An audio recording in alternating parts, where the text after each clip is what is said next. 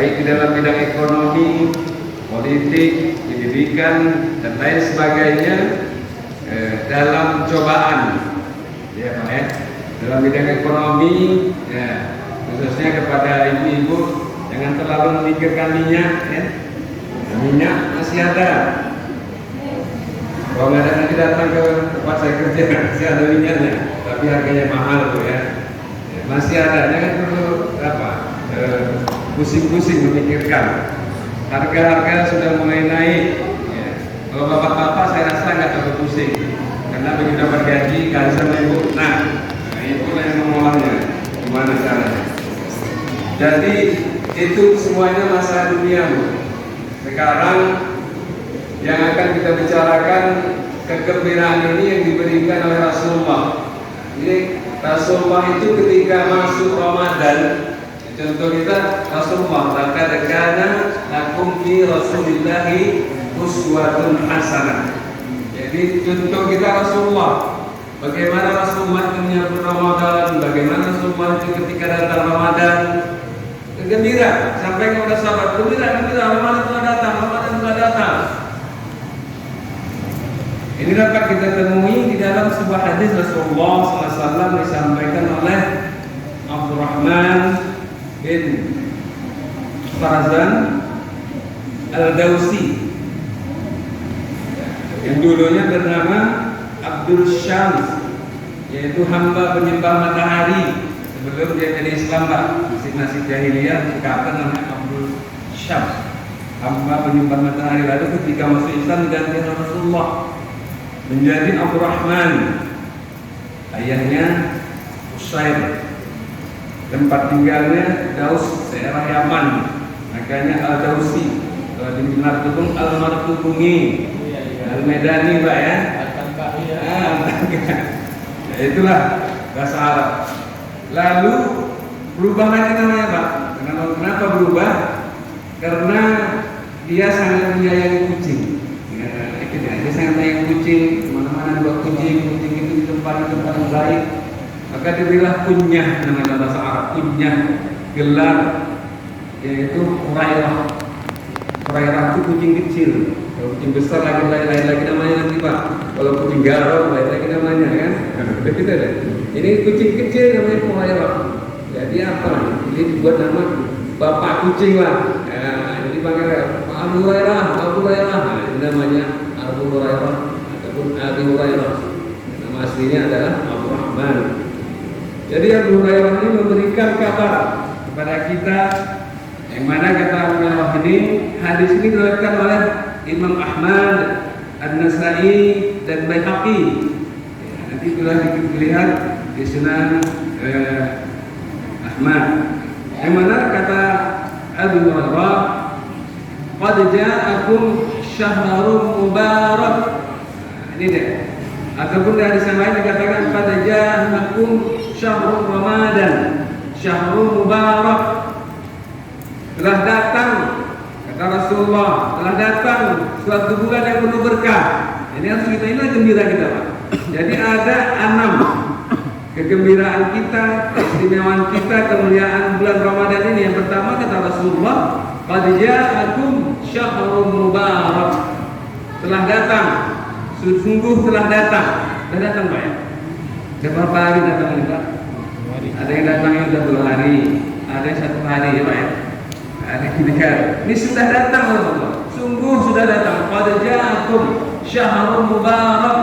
Telah datang kata Rasulullah bulan yang penuh berkah. Jangan kita sia-siakan. Lalu apa itu berkah? Mungkin selama ini kita memahami berkah itu dari segi material saja, Pak. Bertambahnya harta, bertambahnya jabatan, bertambahnya anak, bertambahnya istri, berkah, Pak ya? Bertambahnya istri, berkah, Pak? Sini Bapak ya. Kenapa? Karena definisi berkah yang sebenarnya adalah ziyadatul khair fi ta'atillah. Jadi ketika bertambahnya materi itu termasuk juga berkah. Tapi hakikat berkah itu apa? Ziyadatul khair fi ta'atillah. bertambahnya kebaikan untuk taat kepada Allah. Jadi ketika bertambahnya harta, semakin taat, semakin berinfak, semakin bersedekah, kita semakin dermawan, itu artinya berkah. Ketika naik jabatan, jabatan yang tinggi, banyak jabatan yang sana sini jabatan, itu tambah berkahnya. Sholat gak tinggal, gak kepekan sholat, ke masjid gak tinggal. Ada pak jabatan, pak ya di sholat pak. Karena kemarin jabatan, aduh, sholat pak ya ini. Tinggal aja, akhir waktu.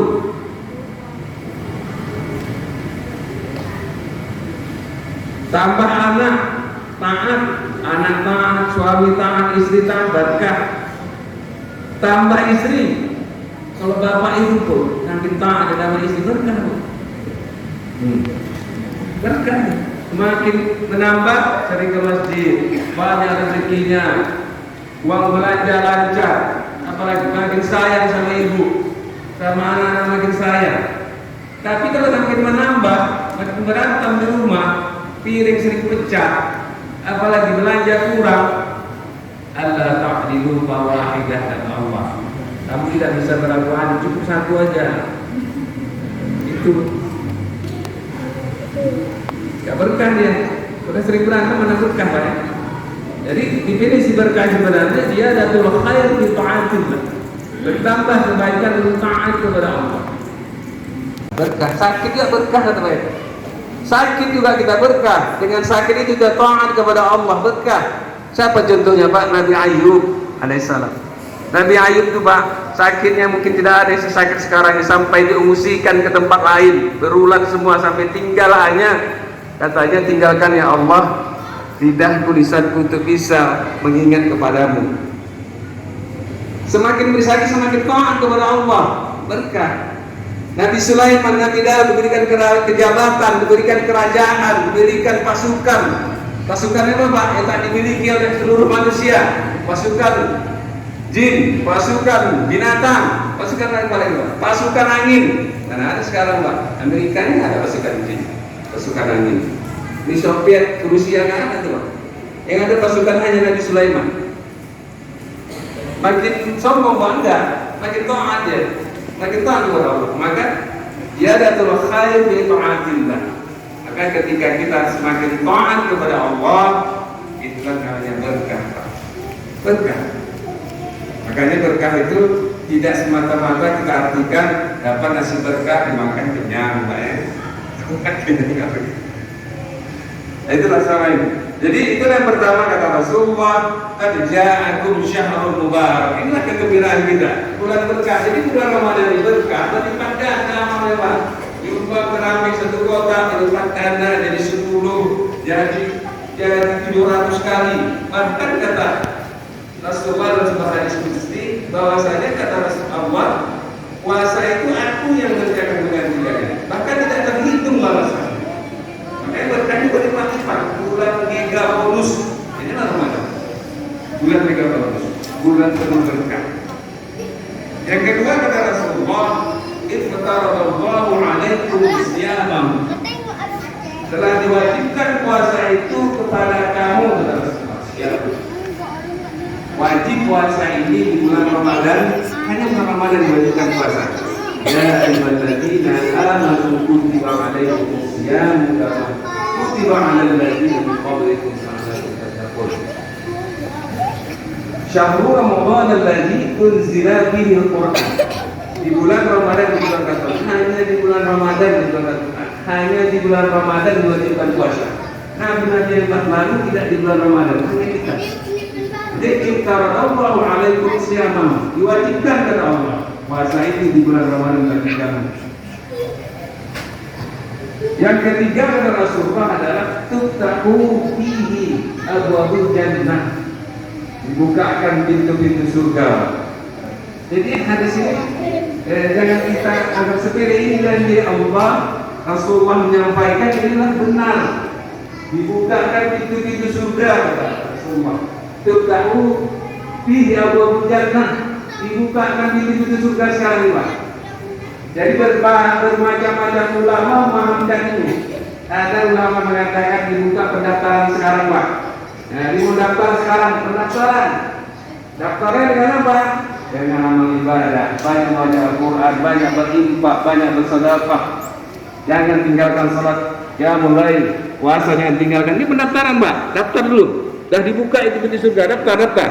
Telah dibuka perguruan tinggi UMSU, menerima fakultas PAI. Sudah dibuka, daftar aja. Kapan masuknya nanti setelah COVID selesai, Pak ya. Kan buka, yang penting buka. Jadi itulah umpamanya. Kemudian raja berkata, hai rakyatku, telah kubuka pintu kerajaan, pintu istana. Itu menunjukkan apa? Bahwasanya itu ada suatu kegembiraan yang ditunjukkan oleh raja. Dia bahagia. Itu sekarang dibuka, wahai rakyatku. Dibuka. Yang ketiga adalah Rasulullah. Waktu lagu bihi abwabul jahim. Dikunci pintu-pintu neraka. Nah, ini tadi pintu surga dibuka. Sekarang pintu neraka dikunci. Dikunci nih Pak. Jadi pertama tadi merekam, yang kedua diwajibkan, yang ketiga pintu surga dibuka, yang keempat adalah pintu neraka dikunci. Jadi di mana nih Pak? Kalau dikunci, iya. Kenapa dikunci pintu neraka? Karena kesempatan untuk berbuat baik, berbuat jahat itu sekarang sangat sedikit sekali di bulan Ramadan. Sangat sedikit. Makanya pintu-pintu neraka tertutup, hampir tertutup. Yang biasanya nggak pernah ke masjid, yang biasa malah sholat sunat, yang kan sholat wajib, sholat sunat pun dikejar Pak. Takut kita tinggal sholat sunat rawatib, takut kita tinggal sholat sunat tarawih. Itulah karena kita mengejarkan tadi. Jadi pintu neraka itu ibarat terkunci. Lalu yang kelima kata Rasulullah, wa tughlaqu fihi syayatin. Setan-setan dibelenggu.